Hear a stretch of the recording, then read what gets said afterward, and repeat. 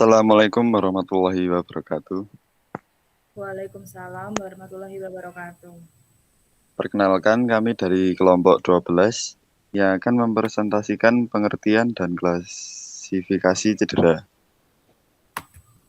yang beranggotakan Fauzi Yasin Mahendra dengan NIM 190205224,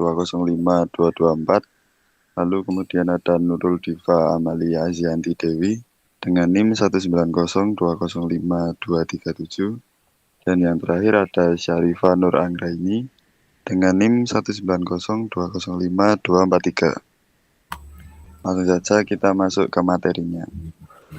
Pengertian cedera. Cedera adalah kerusakan fisik yang terjadi ketika tubuh manusia tiba-tiba mengalami penurunan energi dalam jumlah yang melebihi ambang batas toleransi fisiologis atau akibat dari kurangnya satu atau lebih elemen penting seperti oksigen. Dikutip dari WHO tahun 2014.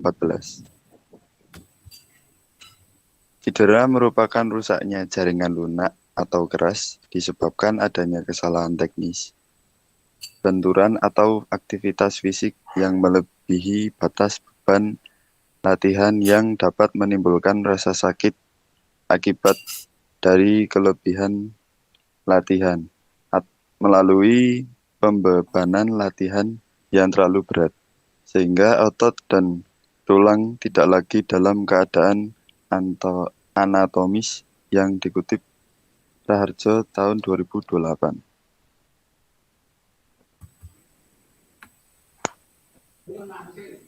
Selanjutnya, pada dasarnya cedera dapat terjadi disebabkan karena faktor-faktor dari dalam atau faktor intrinsik maupun dari luar faktor ekstrinsik yang kurang dijaga dan diperhatikan sehingga dapat menyebabkan terjadinya cedera baik pada otot maupun rangka.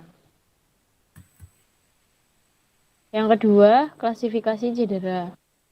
Menurut Hardianto tahun 2005, berdasarkan berat ringannya, cedera dapat diklasifikasikan menjadi dua.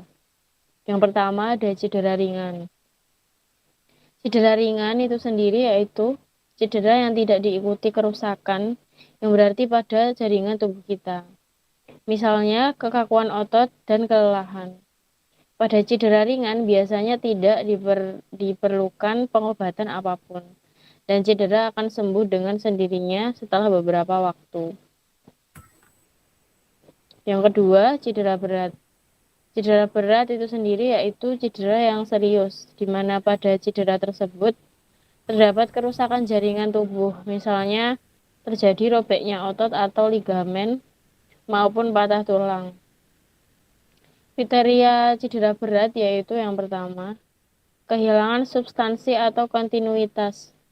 Yang kedua, rusaknya atau robeknya pembuluh darah. Yang ketiga, adanya peradangan lokal yang ditandai dengan gejala panas, kemerahan, bengkak, nyeri, serta tidak dapat digunakan secara normal.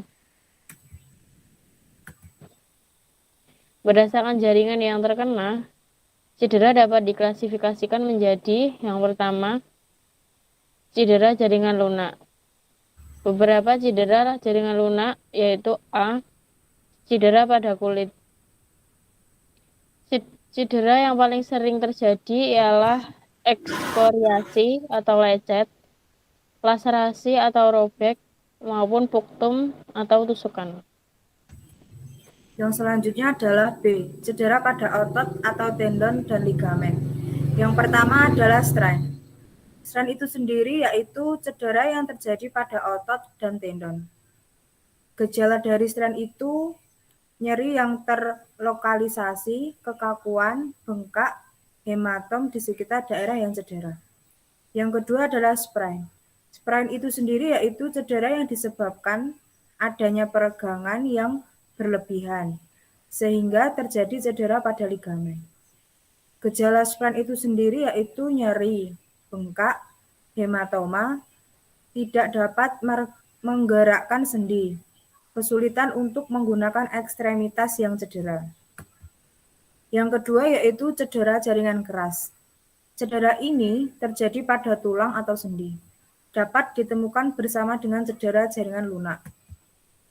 Yang termasuk cedera ini yaitu yang pertama, fraktur atau patah tulang. Fraktur itu sendiri yaitu diskontinuitas struktur jaringan tulang. Penyebabnya adalah tulang mengalami suatu trauma atau ruda paksa, melebihi batas kemampuan yang mampu diterimanya. Patah tulang atau fraktur dapat dibagi menjadi dua macam, yaitu yang pertama, patah tulang tertutup, di mana patah tulang terjadi tidak diikuti oleh robeknya struktur di sekitarnya.